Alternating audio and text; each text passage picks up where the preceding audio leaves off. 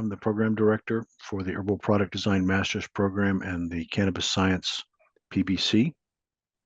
Hi, everybody. I'm John Courie. I'm an instructor in both of those programs. So we're going to talk about extraction tonight, and John will give you an idea of what we're going to cover. Yeah, so we're gonna move a little quick so we can cover a lot of material, and this is kind of the outline. We're gonna cover some of the basic principles of herbal extraction, and then we're going to look at a lot of the more common elements of herbal extraction, some of which you've already been doing, even though you might not have known what they were formally called. We're going to discuss some specific examples, and then we're going to talk about some strategies for improving your herbal extractions that can be leveraged after the extraction. And then we're also going to discuss how all of this extraction technology intersects with maintaining regulatory compliance, which is what GMP means in the modern dietary supplement marketplace. And CGMP, just so we're going to try to define all the acronyms that we use. CGMP stands for Current Good Manufacturing Practices, and it's basically the techniques you use to make sure that your product is compliant with current U.S. federal regulations. And what we'll do is we're going to, if you have questions, the best thing you can do is go ahead and just write them in the chat box. If it's something that is unusual or that we're not going to get to in the talk, we'll deal with it sort of as it occurs. But for the most part, you're going to be asking questions, I think, that we're going to cover at some point. All right, so if we can start to define extraction, and this kind of applies to all the different ways of extraction in a general sense, is that the basic process is that we're going to have an herb or a plant, and we're going to get that surface wet, right? We're going to get the particles of the plant wet. And with that wetness, we're going to create permeability and penetrate the cell walls. And once that's done, we're going to get the contents that were inside the plant cells to dissolve into our extraction. And there's a lot of different ways to do that we're going to cover, okay? And so these are some terms that you'll see in academic and technical literature about extraction. And so mark is the solid stuff that's left after you do the extraction. If you've ever like made a cup of coffee, the coffee grounds that you go and you put in your compost, that's the mark of the extraction, okay? The supernatant is the liquid. It's kind of what you get after the extraction, the liquid that has all like the magical herbal stuff in it, okay, the tincture. The menstruum is another word for that people will use sometimes as solvent. And that's the liquid that you use to perform the extraction. Solubility is the rate that you're going to get your extraction to do. And there's the ways that you can potentially speed that up that we're going to talk about. And then plant constituents are the chemicals that we're actually extracting from the plant. Okay.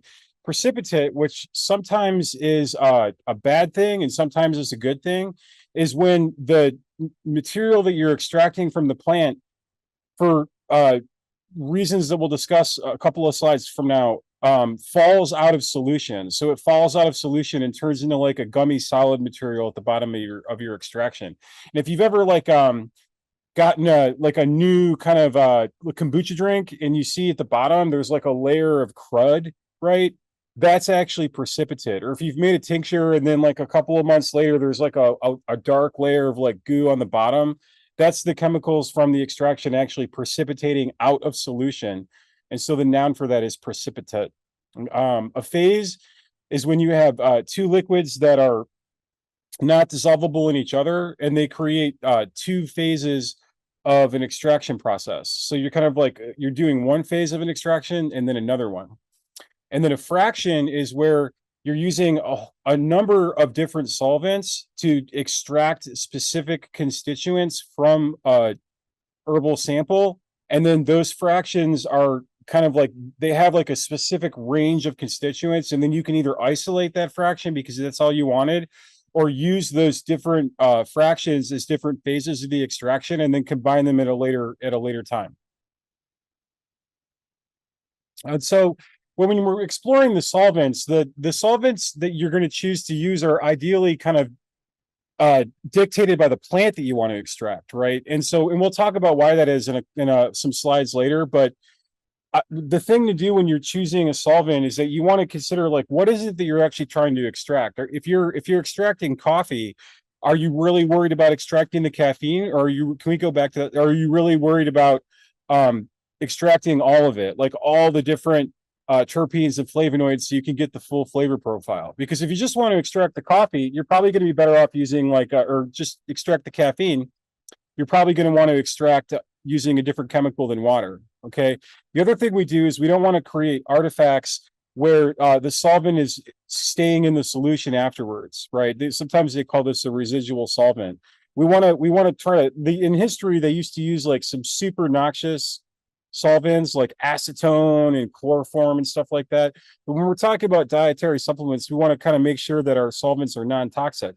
And of a lot of the solvents we can use, like for example, ethanol or alcohol, when we're making tinctures, those can also help preserve our extraction. Okay.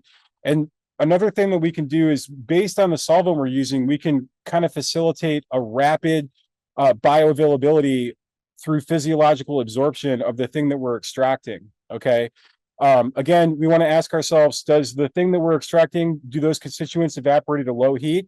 And then finally, once we've determined the type of technique we want to use for our extraction, we want to ask ourselves, is this reliably reproducible? Can I do this over and over? Can I do this every time that I want to extract green tea, et cetera?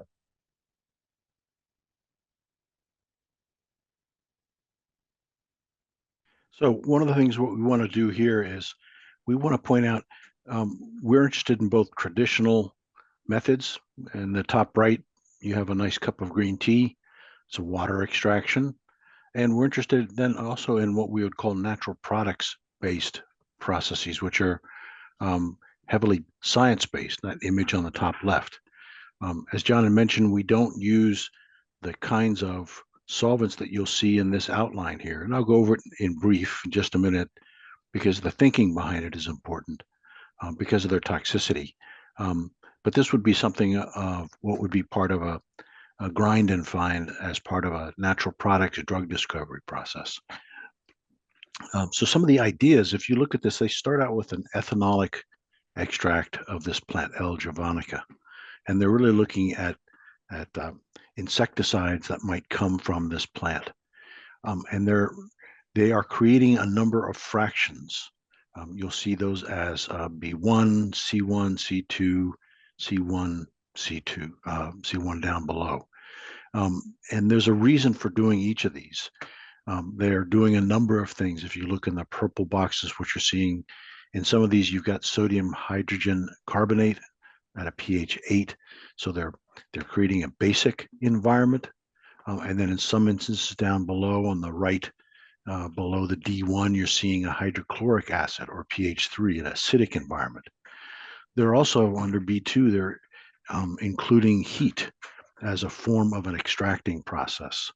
And in most of these, you're finding some kind of aqueous phase versus what we call an organic phase. An organic refers to a type of solvent. This isn't organic food, but really refers to things that are very non-polar. So these would be things like ether, petroleum ether, that kind of acetone, where they're going to tend to pull out things that are more oil-like, where the aqueous phase are going to pull out the phytochemicals that tend to dissolve in water or ethanol in water. And so each of these fractions will pull out something different. Now, when we make products, generally we don't do things in this form, but we do sometimes use the same thinking when we want to exclude something from our extraction process, or we want to enhance the amount of something, one of the fractions, one of the phytochemicals that are needed for a clinical endpoint through this type of choice. The end product of that type of extraction, you can see from this paper, are different compounds, coumarins and flavonoids, essential oils in one group, flavonoids in another. So in general, these things pulled out different types of compounds from a limited class, and they're interested in those. Most of these are going to be slightly water soluble or oil soluble because we want them to, in this case, be insecticides, be able to cross the insect's exoskeleton and get in and have some impact on them. So one example that we can look at is what's going on when we make a cup of tea. So if you put a tea bag in the hot water and you leave it in there and you observe it, you'll see that right around the tea bag, starting when it gets hit by the hot water, you start to have this really highly concentrated collection of dissolved tea, right? You can kind of see that where it starts to get brown right around the tea bag. And then there's like lower concentrations of those chemicals all throughout the rest of the cup. Okay. And what happens is that uh, molecules want to spread out. They want to become like evenly distributed inside the medium that they're in. Okay. And there's a concept for this that we're going to talk about in a later slide called the diffusion gradient. Okay. And so what happens is that the molecules, because of Brownian motion, which is where molecules bounce around randomly, they diffuse down the diffusion gradient and kind of move from a high concentration of molecules to a low concentration of molecules because they want to make it all equal everywhere. Okay. And so if you increase the concentration gradient by grinding up your tea and putting it in a tea bag, as opposed to just like throwing in like a whole tea leaves, you get a higher rate of diffusion because you've increased the concentration gradient in the surface area. Okay. And the greater the diffusion rate, usually accelerated by heat, the higher the rate of extraction you're going to get. And that's why if you have a tea bag and you kind of shake it as you're brewing it, like you walk by every couple of 15 seconds or so and like jiggle it around in the cup, it's gonna extract faster than if you just like leave it sitting at the bottom. Okay, and so another technique I think we missed percolation. Okay, and so another technique that we can look at is these concepts of percolation and infusion. And so the tea that we just talked about is when you're soaking a product in a solvent. So that's tea, right? Percolation is when you're running a solvent through the herb that you want to extract, right? An example of this to consider is like coffee. When you like in pour overs or when people are making espresso, you're dripping the menstruum or the solvent through the herbs, and then because of that, it accelerates the extraction process, and you can see there you can generally notice like a more complete extraction of constituents. And so percolation is used to extract medicinal herbs, and we usually see that for tinctures and fluid extracts. And generally, if you find yourself looking at something that's called a fluid extract, or if the ratio of concentration in the product is greater than like 1 to 1, like generally tinctures on the open marketplace are like 1 to 5 or 1 to 2, like if you buy an herb farm tincture. And what that means is that for every 2 milliliters of your tincture, it's equivalent to like 1 gram of the plant, right? But if you start to see extracts that are marketed as like 5 to 1, or where they talk about it being more concentrated, if it's a tincture, it's generally a function of percolation, because what you can do is you can have a lot of the herb and then run a small amount of the solvent through it, so that at the end of the day, you're getting like 5 times the herb in like one part of the solvent. And notice that the heat is present as an agent of extraction in each of these.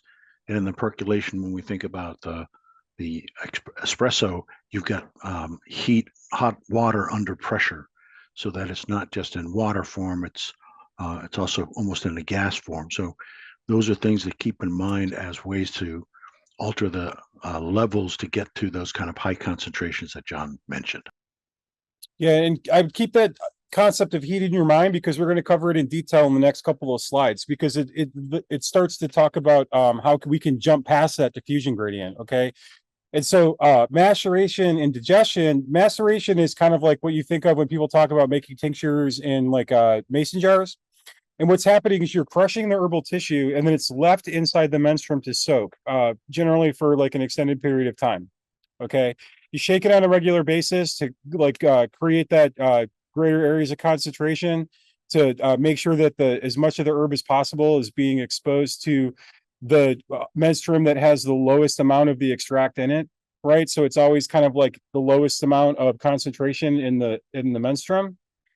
And then digestion is doing that, but then as Bhodi just talked about, we're going to add a gentle amount of heat to it. So if you've ever heard of like heat assisted oil extraction, which is a new technique that people are using on like Instagram and YouTube, where they're doing an oil maceration, but then at the very last part of the process, they'll gently heat it up to kind of like assist the final extraction with a little bit of heat. That's an example of digestion being used. And so all of these extraction techniques that we're talking about, they have a limit, and the limit that they have is ultimately the diffusion gradient, which means the amount of the medicine or the chemicals or the constituents, if you want to use the technical term, that are inside the plant material, and the amount of constituents that are inside your menstruum that are forming the supernatant, what like the tea that you're going to drink or the tincture that you're going to bottle up and save for the winter. They have a point where the amount of the constituents is equal in both. And at that point, there can no, like, you can't pull anything out of the plant material anymore, because the diffusion gradient has been met. Like, there's no incentive for the little molecules to dance across the cell wall and wind up in the extraction. Okay. And the techniques that we're going to cover subsequent to this slide in this presentation, these are the techniques that are used to shift that, right? And some of the methods we can use involve like pressure, temperature, paying attention to the polarity of the solvent, which we're going to talk about in detail. And these can all enhance the extraction efficiency. And the reason enhance that efficiency is that you can potentially lower the production costs. You could potentially use less herb to get an effective extract, and on and on and on. You can make more concentrated extracts too.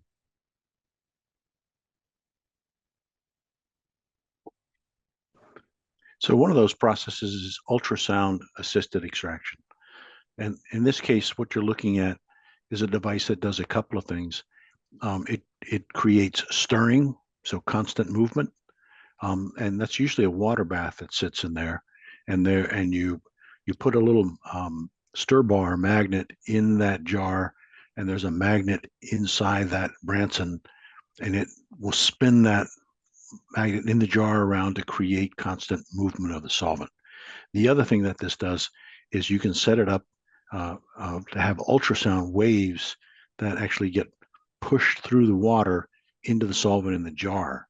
And that movement tends to increase the extraction, because remember early on, John was talking about penetrating into the cells and pulling things out. Well, if you're getting constant flow across something that could be extracted, you're going to get more efficiency. You're going to get greater amounts extracted.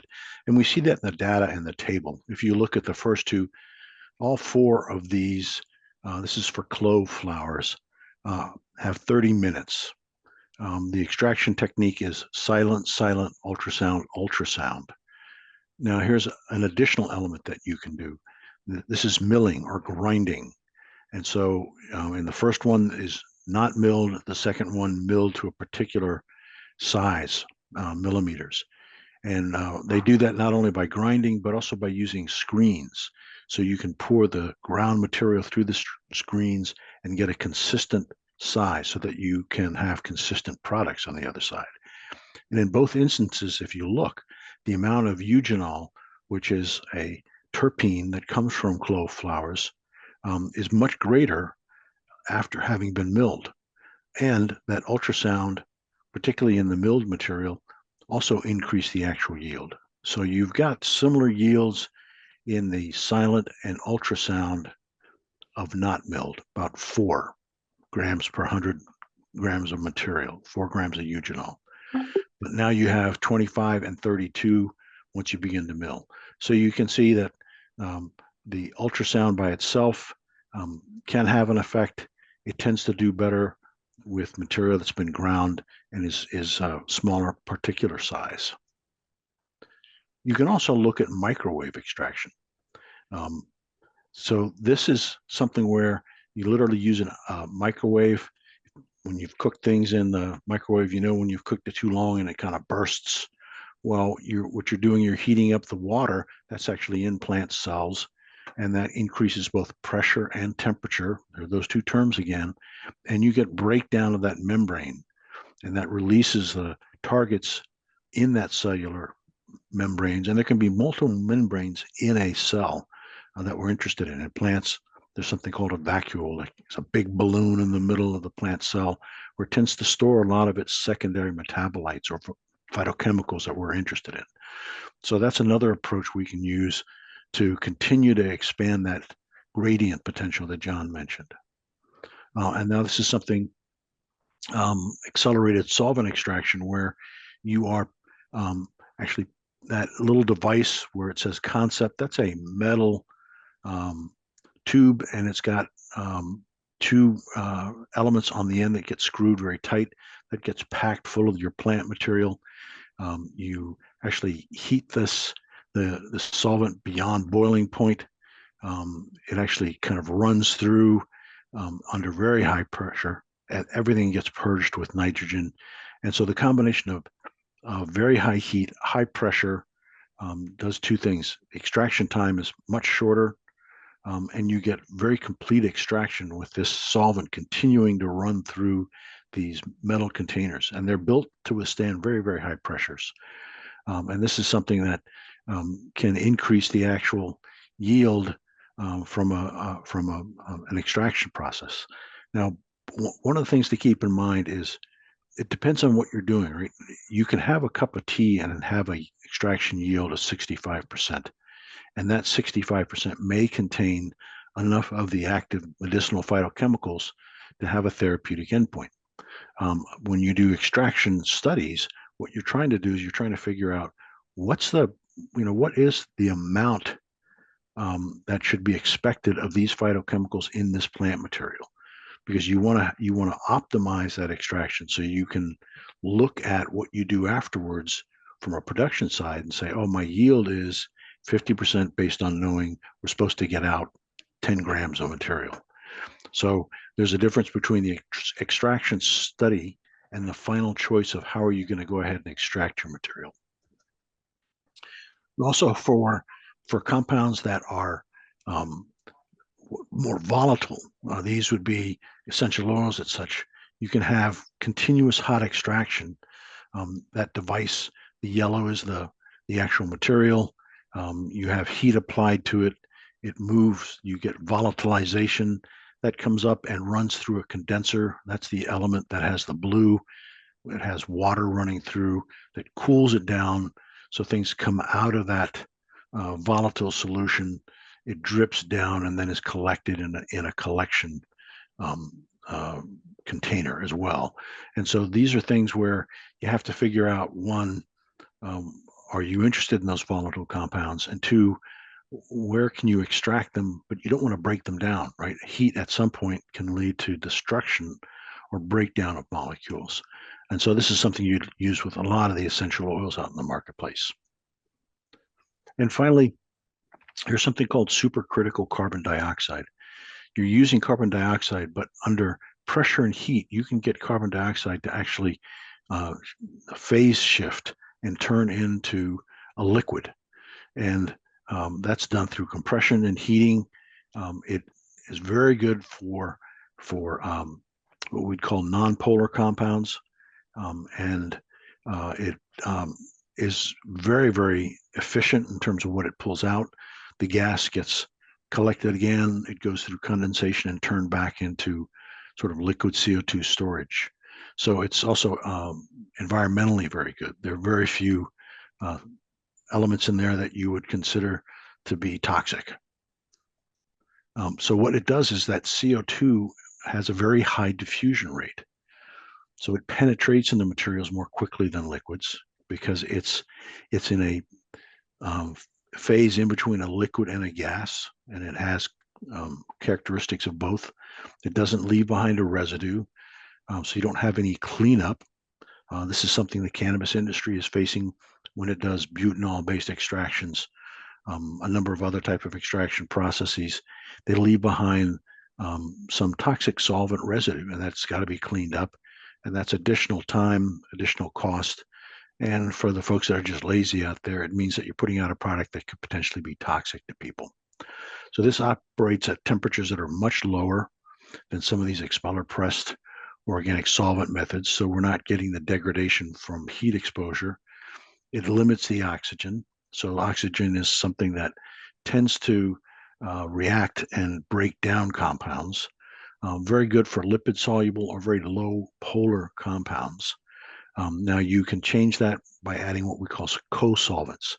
So ethanol would be a co-solvent that you would add to extract compounds that are a little bit more polar. So the spectrum of compounds that you can pull out are broader. Now, to give you an example of some of the problems that get uh, stirred up when you actually try to do extractions based on a molecule or set of molecules that you're interested in.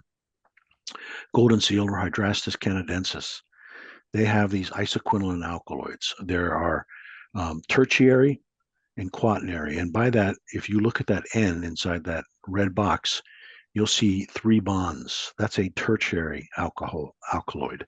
The quaternary, you've got a double bond and then 2 single bonds. And that's quaternary or 4 bonds, right?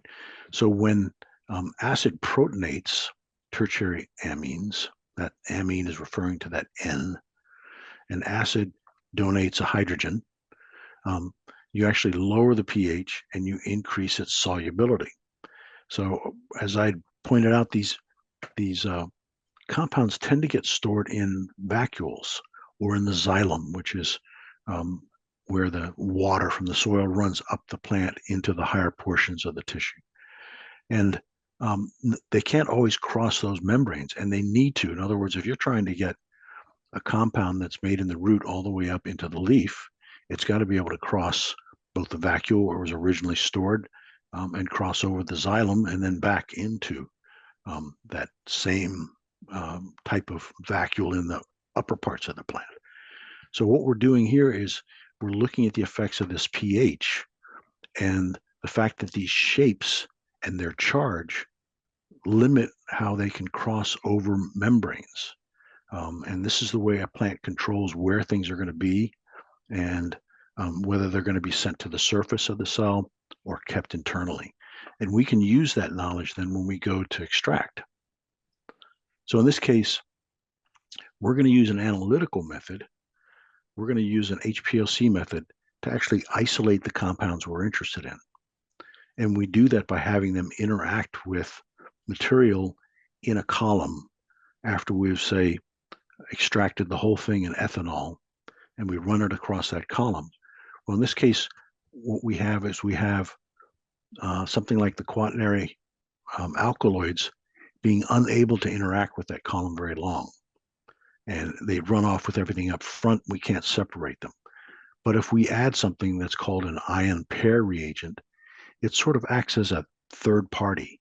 It is under that little box, transitory ion exchange site. So this is a compound added to the solution. It binds to the column and presents a section of its molecular structure that quaternary alkaloid can then bind to and react with, and it sticks around for a little while, and then it comes off in such a way that it can be isolated. So this is something where there are a number of things that go on when we try to both analyze and isolate compounds. And we want to use things like mass spectrometry. So we need things that work with that, and you don't have to fight against. And you need to be able to work efficiently in the lab. So all these things that we talk about, part of what you want to do is you develop these methods, and then you want to try to optimize them in terms of efficiency. How long does it take? How can we do this more quickly? As someone pointed out, 30 minutes beats 6 weeks, right? You really want to be able to do things that are reproducible and don't take huge amounts of time, because you are trying to make a consistently good product, and you're trying to do so with low costs in order to be a successful business. So one other example, I know I'm geeking out here a little bit, and I apologize. You can send donations to my wife, and that's under poor Rami. She has to listen to this guy all the time. But here's elderberry. Right? We've seen this in flus.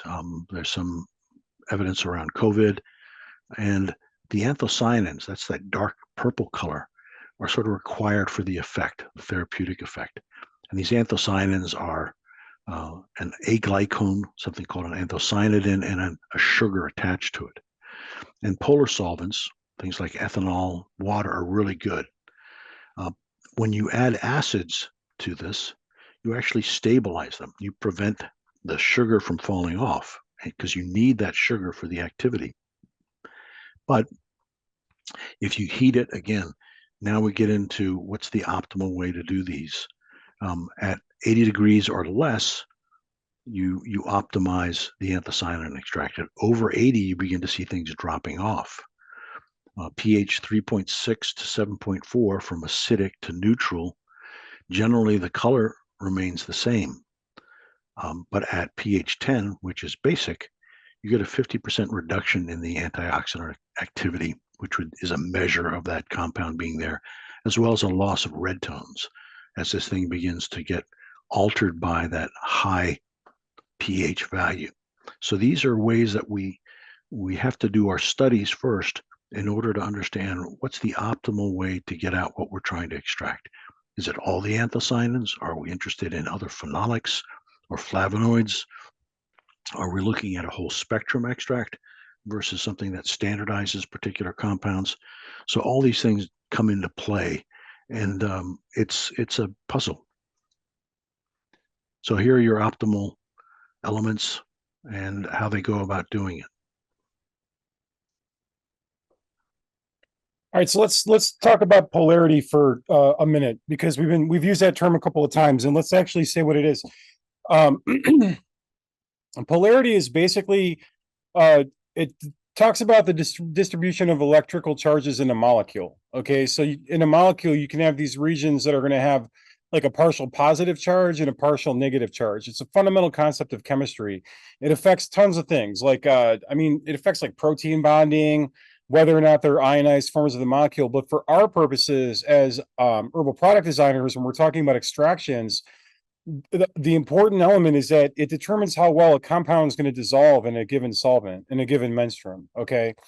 And the one of the rules of thumb is that there are hydrophilic compounds.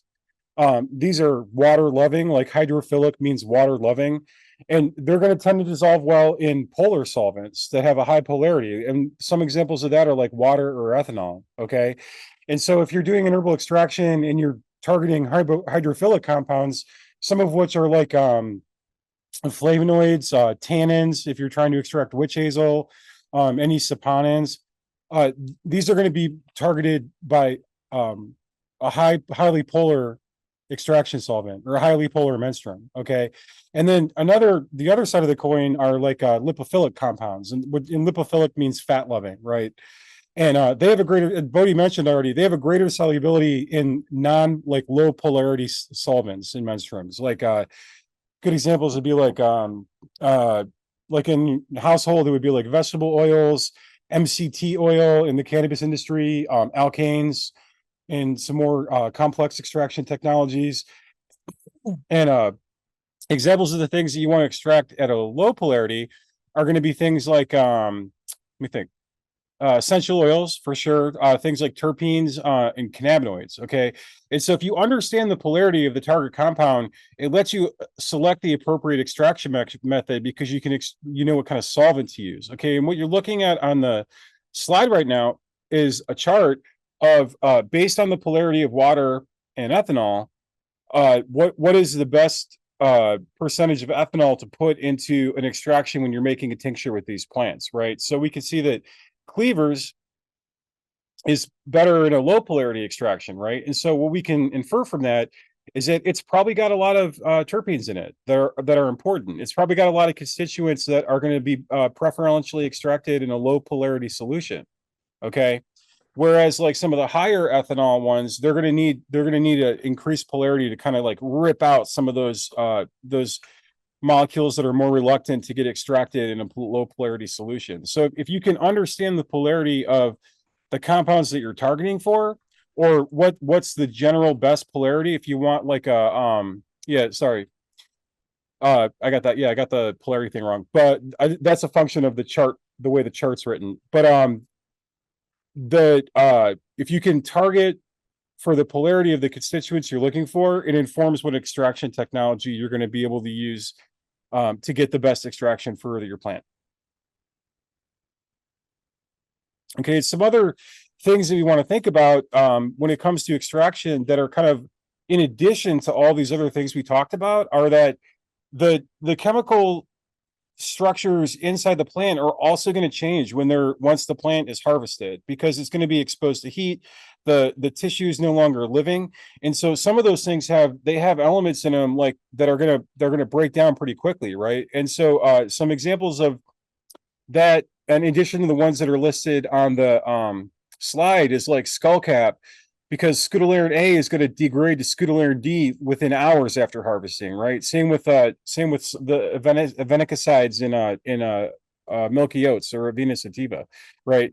Whereas some of the other plants, you actually want that reaction to occur. You actually want the molecules to shift in how they're presenting, and so it's better to actually process them after they're dried. Examples of that are like hops, brindelia, and calendula, right? And then again, we could see ones where they're semi-dried, and then ones even where the fermentation of the plant provides an important element too. We're going to talk about fermentation on a later slide too when we talk about a concept called decarboxylation. But and then there's even herbs where it's better if they age for a long time, because we really want the constituent profile to shift to involve more of the therapeutically active components, or in the case of cascara, we want some of the components that potentially are going to create adverse effects to degrade entirely out of the plant material. Yeah, and when you look at some of these things, some of the things that pop into mind, like in Grindelia, it's really this it's like myrrh. It's a highly viscous, and you want the water to get out of there, because if you have water there, you actually reduce water is part of the solvent, and so it'll actually reduce the actual concentration in that fermentation. If we talked about the anthocyanin having both an aglycone and a sugar, same with wild cherry and sweet clover. In this case, you want that sugar to be cut off, because if you don't, it tends to not have the same therapeutic effect, and in some instances might be toxic in that form. So this is all about understanding the nature of the compound and how it should be processed. And on this slide, what you're looking at is a simplified diagram of a biosynthetic pathway, which is the biosynthetic pathway is what that means is it's the techniques the plants use to create some of these complex chemicals from like more simpler molecules or elements. Okay. And so this is a simplified diagram of what's known as the oliptolic acid pathway. Okay. And what we see is that in this pathway, CBGA or cannabigalic acid is like kind of the precursor chemical. It's like considered the stem cell of like all cannabinoids. Okay. And then it reacts with an enzyme called THC synthase, and then it creates this precursor chemical called THCA. It also creates CBDA if you look at the diagram, but we're focusing on the THC in this lecture, okay? And so THC is a tetrahydrocannabinolic acid, okay? And it's non-psychoactive. It's a precursor to THC. Okay, it has its own set of properties. There's some preliminary evidence that it's pretty anti-inflammatory. It might have some neuroprotective effects, but it doesn't produce some of the effects that we associate with cannabis use. Okay, and then THCA decarboxylates, which we're gonna cover on the next slide more directly, into THC. Okay, or delta 9 tetrahydrocannabinoid. Okay, and THC is the chemical that actually binds with CB1 receptors and causes the psychoactive effects of cannabis. And so what we're seeing here is that there's a whole complex range of processes that are occurring, and that we have to be aware of where we want, like what phase of that process do we want to target when we're looking at extraction. Okay, and so next slide. The thing to look at is this concept of decarboxylation. Okay, and from a decarboxylation is essentially when you strip a carboxyl group off of a molecule. Okay, and it releases CO2 into the atmosphere as a byproduct. But in simpler terms, it's kind of like taking a specific part off of a larger structure, and then you get this gas output, but it changes the structure of the molecule. Okay, and so this changes the function of the molecule when it comes to how it intersects with human physiology. Okay, so we can leverage decarboxylation to change the constituents that are in our extraction. Okay, and so cannabis is kind of like the iconic example of this because it's not psychoactive until we've decarboxylated the THCA or the CBDA in the example of the slide. We're not going to get the effects of CBD, like the anxiolytic effects or the skin protective effects or et cetera for CBD. We're not going to get those until we've decarboxylated CBD from CBDA, right? But there's other examples that kind of transcend just cannabis, and we can see these all throughout the herbal extraction marketplace. Okay, so some examples are like the curcuminoids in turmeric. Decarboxylation enhances their bioavailability. Okay, if you've ever had a fermented food, what's happening is that the amino acids in that food are decarboxylating, and they're forming what are called biogenic amines, and then those are actually the things that are going to be like anti-allergic or anti-inflammatory. The catechins in tea are another really good example of that. So if you're looking at using like black tea supplements for like cardiovascular wellness or well, for specifically, if you're looking at using black tea extracts for cardiovascular wellness, those molecules are the catechins are not going to be in green tea because they haven't decarboxylated, right? So you want to subject your extract to decarboxylation, subject it to heat, to oxygen, so that it goes through the decarb process, so that you can get the chemicals that you're targeting. Another good example is like ginkgo biloba, like the ginkgolides in ginkgo biloba. The preliminary research is indicating that if they're decarboxylated, they're actually like way more bioactive than the ones that aren't decarboxylated. Like there's no human trials on that, but that seems to be like what the preliminary research is indicating. And another example is like the ginsenosides from ginseng. Once they go through decarboxylation,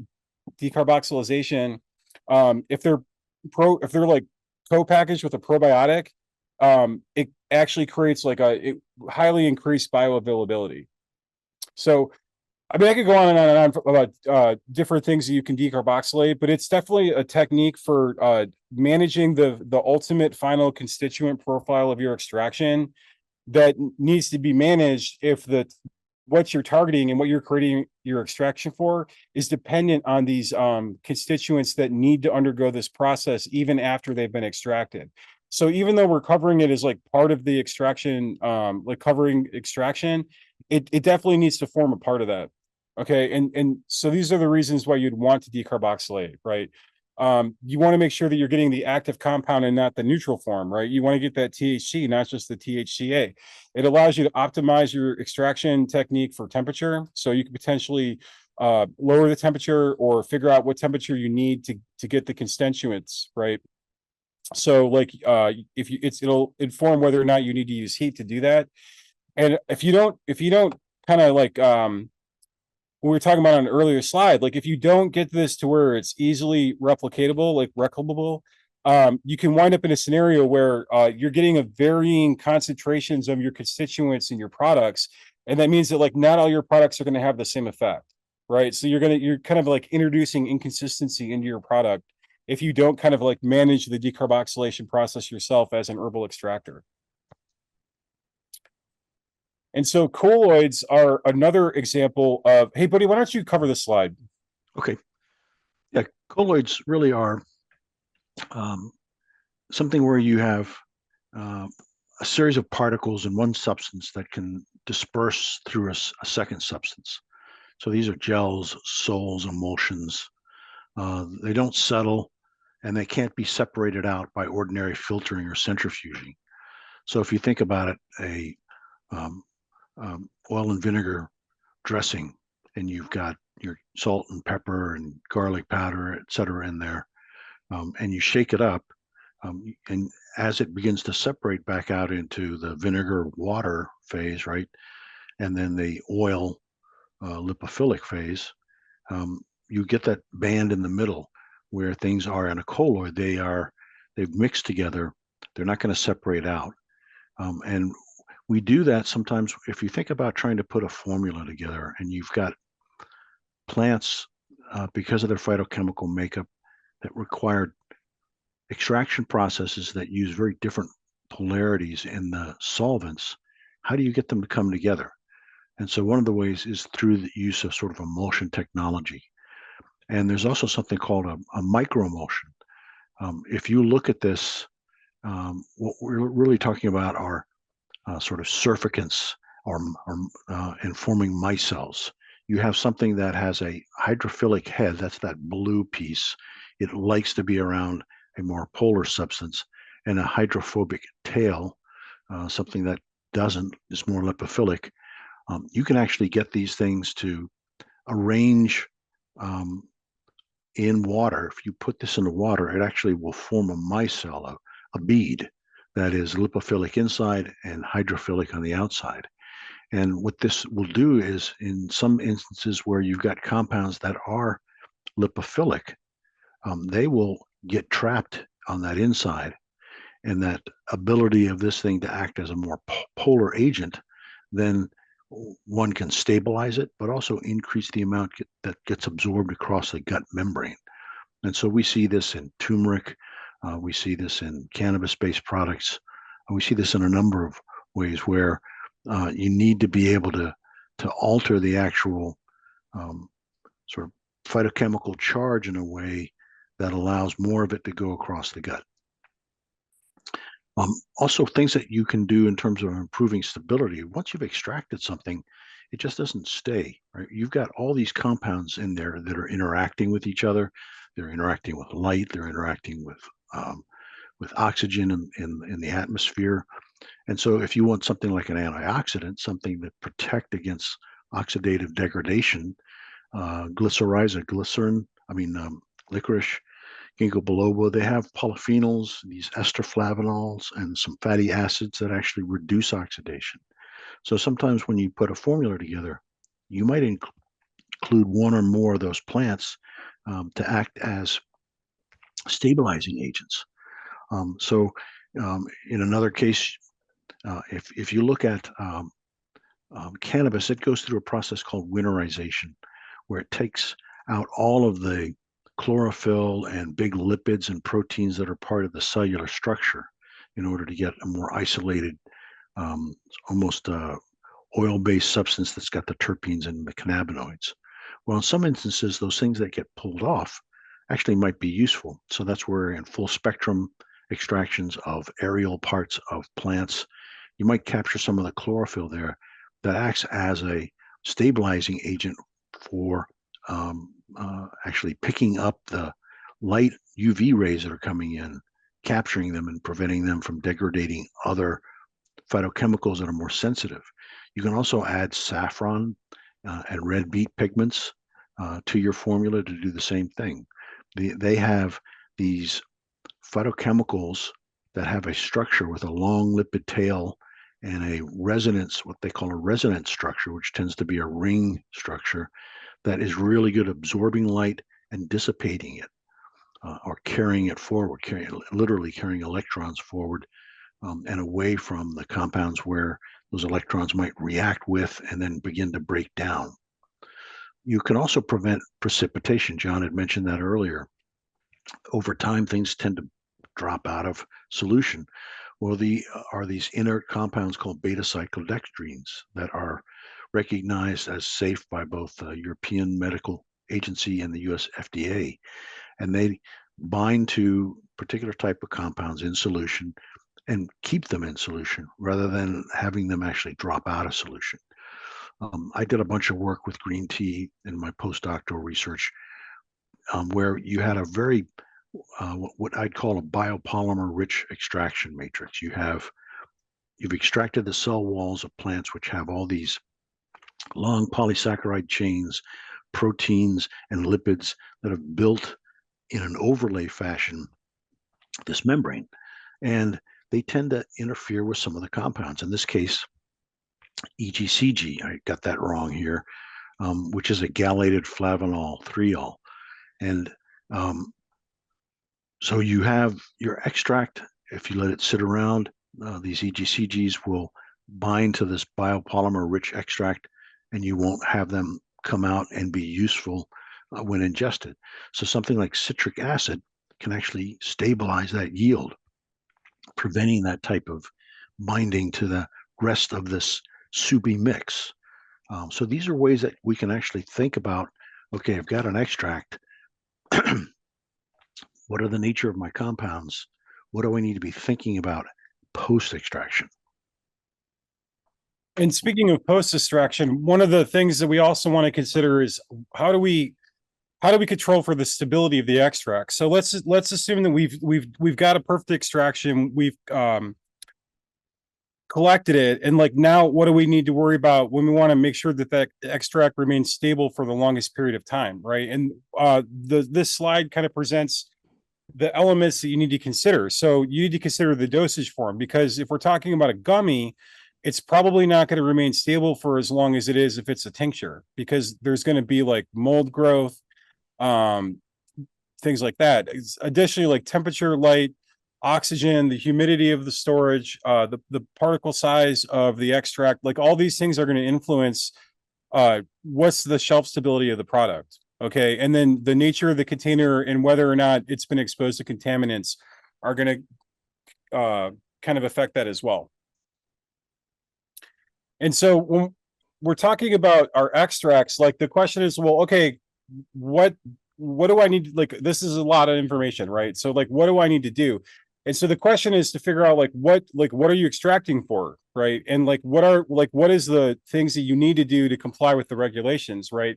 And so these are the questions that you need to consider when you're thinking about how regulation intersects with your extraction technique, okay?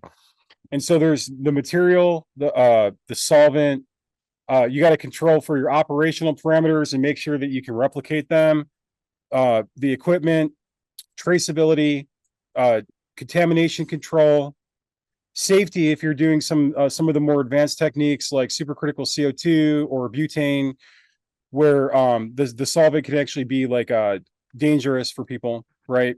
And are there SOPs or standard operating procedures in place that kind of control for all this so that each time you do your extraction, it's kind of the same technique, right? And then those, based on those standard operating procedures and the considerations going from like material quality to safety, is that being documented effectively each time? So that like if somebody comes from a regulatory agency a year later and says, hey, we need to see the information about the turmeric extract that was produced on January 12th.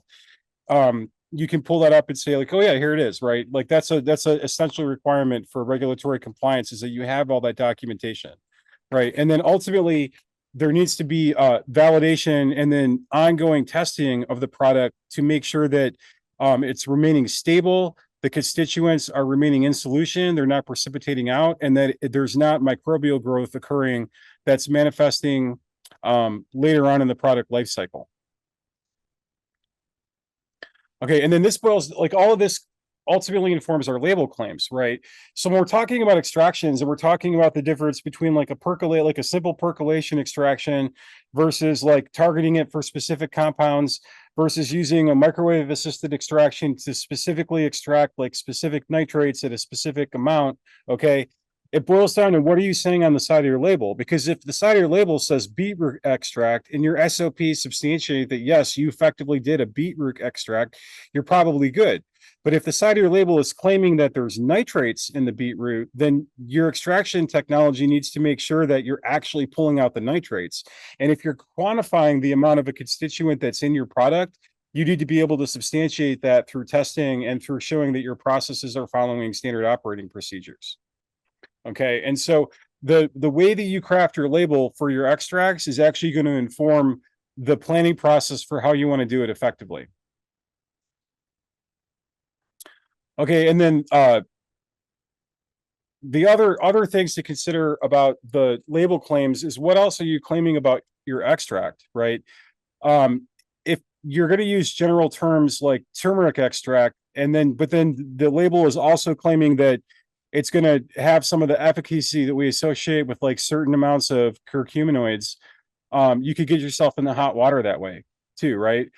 Additionally, you also need to make sure that if you have done a highly optimized and targeted extraction and you figured out a super effective way to extract your plant constituents, you want to make sure that you're not actually extracting them into like a refined amount in a quantity where they're going to actually kind of like teeter over the edge of being a dietary supplement into being like a drug.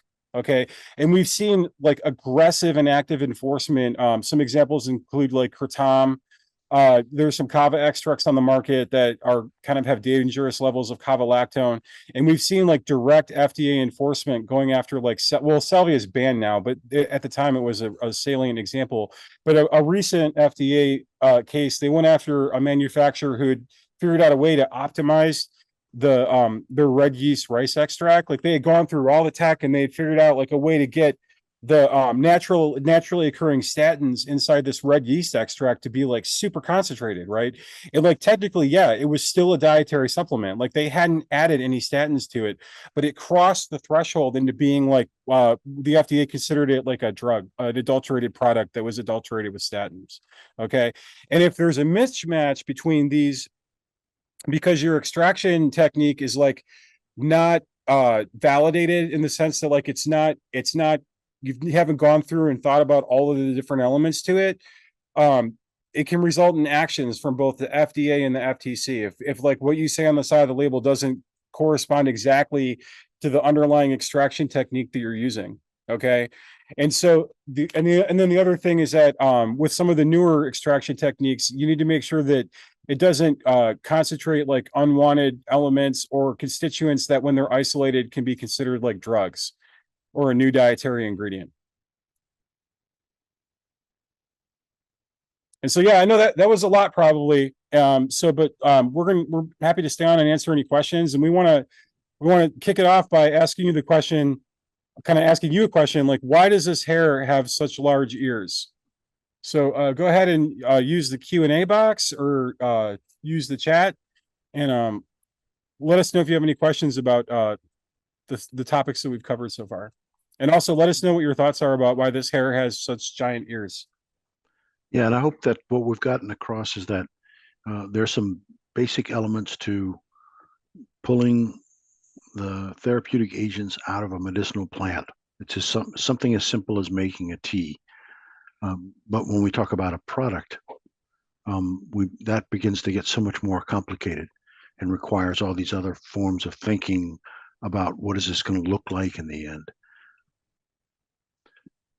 Temperature control. Right, that's a big radiator, isn't it? It doesn't sweat. So this is a way of having heat exchange. So you win the wild grown American ginseng. It's 100 pounds, and we're going to send it out to you, Paige. We already have your address, so don't worry about it. How about other questions?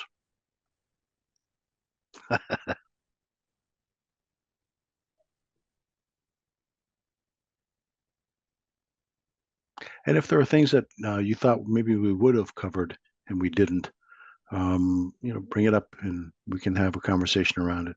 And in all instances, we welcome conversation outside of this webinar. Here's email addresses for both of us. If you have an interest in the program as a whole and want to get some information about application dates, costs, et cetera, this is where the admissions information comes in. But the idea of having a talk like this is to share the complexity of what it takes to make a really good product and through the eyes of extraction, and hopefully stimulate some thinking on your part about what you're doing at home or what you're doing at work or what you want to do. I want to thank you for your time. It's been great having you here. Yeah, thanks everybody. Take care.